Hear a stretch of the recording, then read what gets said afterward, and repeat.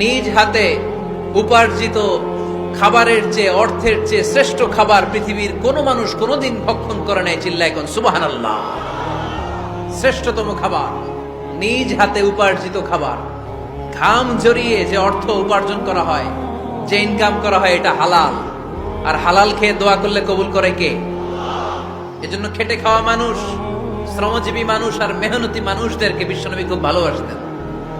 তারা বিশ্বনবীর বন্ধু আর বিশ্বনবী ছিল তাদের বন্ধু। সুবহানাল্লাহ পড়েন। এত ভালোবাসতেন বিশ্বনবী খেটে খাওয়ার মেহনতি মানুষদেরকে। সব সময় বিষ্ণু ইসলাম তাদের জন্য দোয়া করতেন। এজন্য যারা খেটে খায় তারা কপালওয়ালা, তারা মুস্তাজাবুদ দাওয়া। তারা কি? মুস্তাজাবুদ দাওয়া মানে এমন ব্যক্তি যে ব্যক্তি দোয়া করতে দেরি হয় কিন্তু দোয়া কবুল হতে দেরি হয় না। আপনারা এখানে ব্যবসা করেন কে কে? দেখি তো হাত তুলেন তো। ব্যবসা,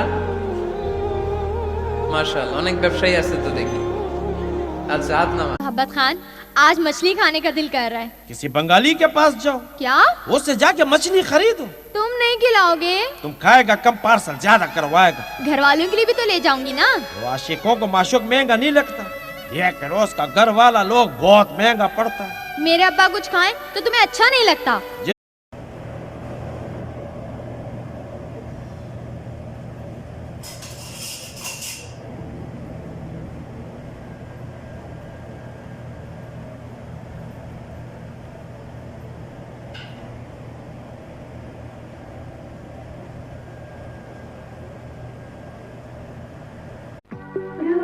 প্রবাসীরা সব সময় অসহায়, কখনো পরিবারের কাছে, কখনো স্বপ্নের কাছে, কখনো ভাগ্যের কাছে, কখনো ভালোবাসার মানুষের কাছে, আর সবশেষে পরিস্থিতির কাছে।